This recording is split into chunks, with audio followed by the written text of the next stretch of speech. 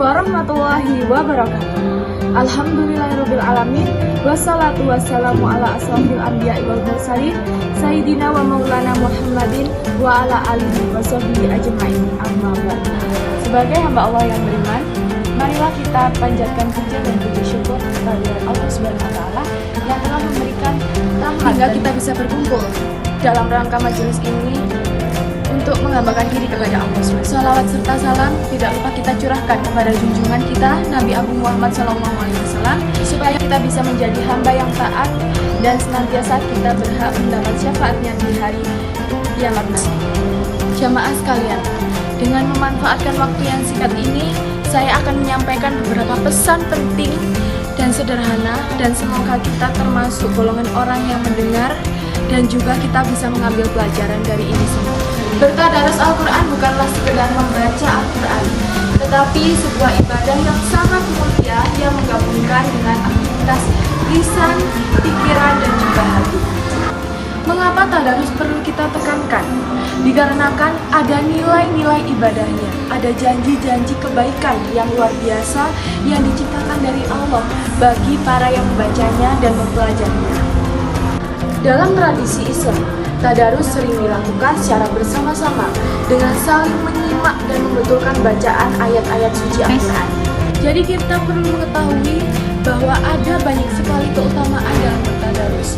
Yang pertama yaitu pahala, mendapatkan pahala yang berlipat ganda, seperti pada hadis riwayat Bukhari Muslim yang artinya barang siapa yang membaca satu huruf dari kitab Allah atau Al-Quran, maka baginya satu kebaikan dan satu kebaikan itu dibalas dengan 10 kali lipat.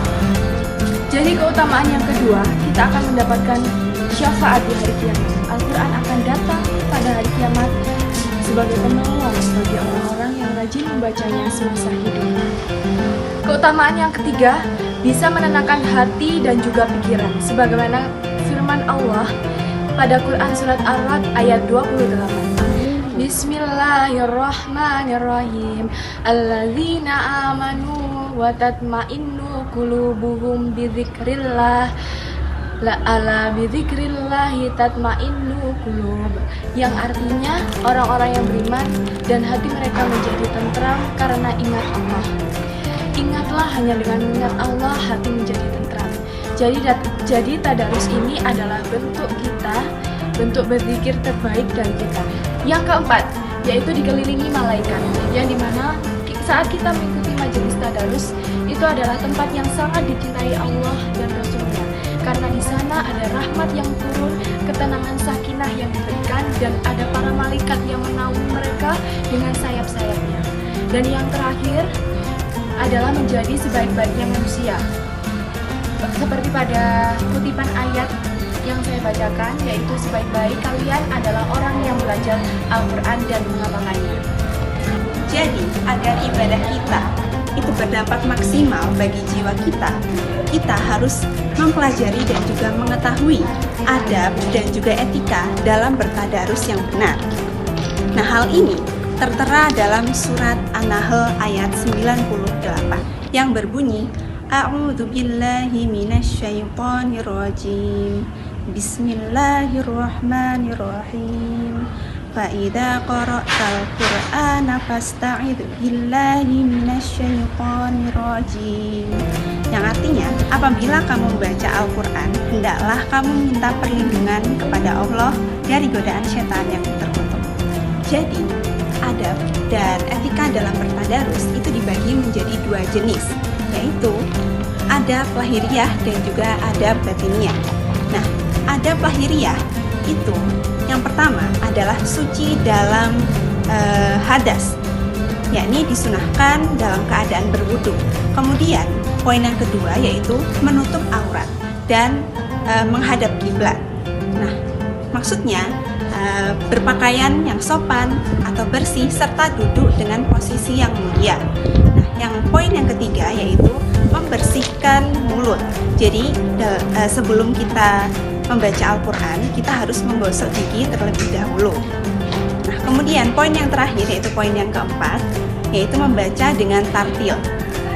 Maksudnya membaca Al-Quran ini harus secara perlahan dan memperhatikan makharijul hurufnya dan juga tajwidnya. Yang kedua yaitu adab batiniyah. Nah, yang poin yang pertama yaitu ikhlas. Niatkan semata-mata karena Allah, bukan ingin dipuji oleh orang lain. Kemudian yang kedua yaitu tadabbur, yaitu meresapi makna dari ayat suci Al-Quran.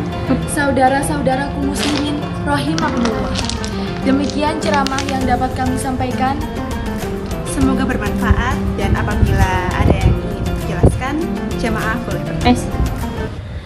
Ustazah, saya izin bertanya.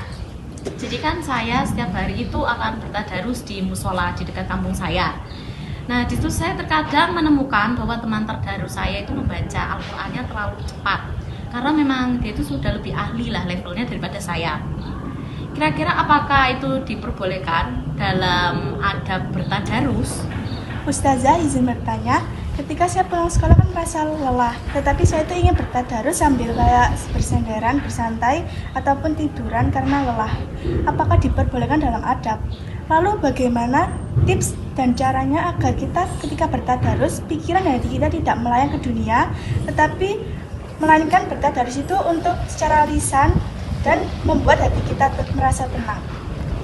Jadi, kalau misal seseorang itu membaca Al-Quran atau bertadarus dengan terburu-buru atau tergesa-gesa, sebenarnya boleh. Itu asalkan kita sesuai dengan makharijul hurufnya dan juga tajwidnya. Nah, hal ini memang sebenarnya membaca Al-Quran itu lebih baik pelan-pelan.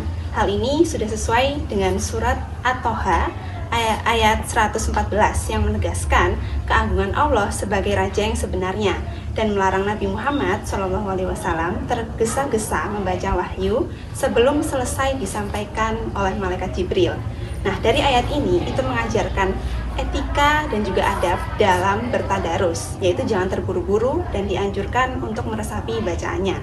Jadi hukum rebahan dan juga senderan itu sebenarnya diperbolehkan. Bahkan Rasulullah SAW pernah membaca Al-Quran sambil berbaring. Yang paling terpenting kita harus menjaga kesopanan dan kita harus menjaga posisi mushaf yang sampai di bawah dada. Jadi saya memiliki tips untuk kalian supaya hati kita tetap fokus dalam membaca Al-Quran. Yang pertama, kita harus mentargetkan halaman-halaman Al-Qurannya sampai mananya itu harus ditargetkan. Dan yang kedua, baca terjemahannya juga supaya kita lebih memahami arti dari bahasa Arab tersebut. Kemudian yang ketiga, kita harus menyuarakan saat kita membaca Al-Quran, kita harus bersuara. Dan yang terakhir, itu ada niat beristirahat. Jadi ketika kita capek dalam membaca Al-Quran, kita istirahat sejenak, baru dilanjutkan lagi. Lebih dan kurangnya kami mohon dimaafkan. Yang benar datangnya dari Allah Subhanahu wa Ta'ala yang Maha Besar, dan yang salah, khilaf atau keliru itu datangnya dari saya pribadi, kami pribadi sebagai manusia biasa yang tidak pernah luput dari salah, khilaf dan juga dosa. Akhirul kalam, subhanakallahumma wa bihamdika, asyhadu an la ilaha illa anta, astaghfiruka wa atubu ilaik. Walhamdulillahirabbil alamin. Wassalamualaikum warahmatullahi wabarakatuh.